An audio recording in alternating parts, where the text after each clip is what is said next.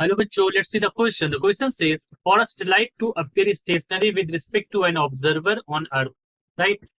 तो अगर कोई satellite है that should be appearing stationary with respect to observer that is present on the Earth, तो उसके लिए कंडीशंस कैसी होनी चाहिए? तो बच्चों, इस क्वेश्चन को समझने से पहले हम इसके की कॉन्सेप्ट के बारे में भी बात कर लेते हैं और फिर हम ऑप्शंस पे भी जाएंगे.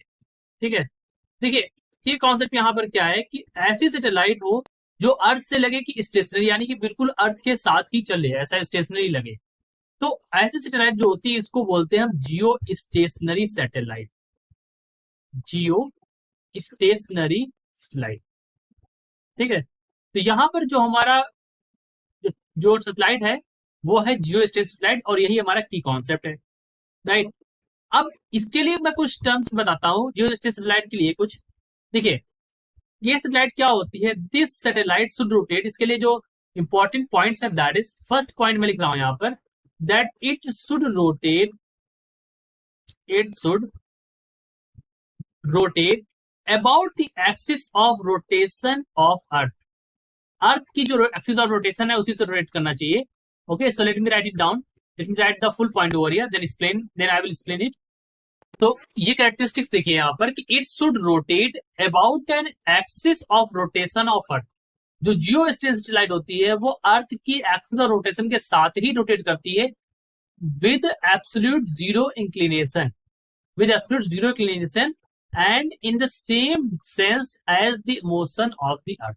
यानी कि अर्थ के साथ हुबहू चलने वाली सैटेलाइट होती है जियो स्टेशनरी सैटेलाइट. मान लीजिए ये आपका अर्थ है और इस अर्थ पर यहां पर जैसे मान लीजिए ये हमारी सैटेलाइट जो चल रही है, this satellite is Jio stationery satellite. तो ये अर्थ के साथ साथ ही चलेगी. जैसे जैसे अर्थ मूव करेगी वैसे वैसे ये भी हमारी मूव करेगी. ठीक है. और अर्थ जो मूव करती है बच्चों, मान लीजिए अर्थ जो है वो कैसे मूव करती है. अर्थ मूव करती है इस तरह से, यानी कि अर्थ चलती है हमारी वेस्ट से ईस्ट की ओर चलती है ना. तो हमारी जो जियो स्टेशनरी सैटेलाइट है ये भी रोटेट करेगी वेस्ट से ईस्ट के लिए. ठीक है. तो इसकी एक और प्रॉपर्टी है, तो it should also rotate from west to east. So it should rotate from west to east. ये भी इसकी प्रॉपर्टी है. यानी कि कहने का मतलब ये है कि इसकी जो एंगुलर वेलोसिटी होगी that should be from west to east. ठीक है. और एक और चीज यहां पर इंपॉर्टेंट है कि जो इसका टाइम पीरियड होगा हमारा, द टाइम पीरियड फॉर जो stationery satellite is 23 our and 56 minute, जिसको हम रफली बोल सकते हैं 24 आवर्स. अप्रोक्सीमेटली 24 आवर्स लगभग होता है इसका टाइम पीरियड. यही टाइम पीरियड किसका होता है. This is the time period for earth. Earth का भी यही टाइम पीरियड होता है. ठीक है.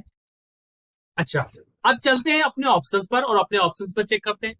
पहला ऑप्शन कहता है it must be rotating about the earth axis. तो ये बात सही है कि ये अर्थ की एक्सिस में रोटेट करेगी. ठीक है. बी ऑप्शन कहता है it must be rotating in the equatorial plane. जो अर्थ का इक्वेटोरियल प्लेन होता है उस पर रोटेट करना चाहिए इसको. ठीक है. तो ये भी ये सही है कि इक्वेटोरियल प्लेन में ही चलेगी, इसी में रोटेट करेगी. देखिए ये होता है इक्वेटर. ठीक है. इसी के प्लेन को हम लोग बोले इक्वेटोरियल प्लेन.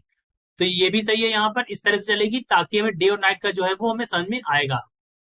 मतलब कहने का ये है कि 24 आवर्स जो टाइम पीरियड है वो इसका मेंटेन रहे. ठीक है. In other words I would say कि 24 आवर्स टाइम पीरियड इसका मेंटेन रहेगा. Its angular velocity must be from west to east, जैसा मैंने आपको पहले भी बताया. Its time period must be 24 hours. तो सारे ऑप्शन यहाँ पर सही है, ए बी सी और डी. ठीक है. और एक और बात यहाँ पर इंपॉर्टेंट है वो ये है कि यहाँ पर कि जो इसकी हाइट होगी फ्रॉम द अर्थ, जो हाइट होती है दैट इज 36,000 किलोमीटर. जो जियो स्टेशनरी सैटेलाइट्स होती हैं वो हमारी क्या होती है, उसकी जो हाइट होती है अर्थ सरफेस से वो 36,000 किलोमीटर पर होती है. तो this is our answer. I hope you understood it well. Best of luck.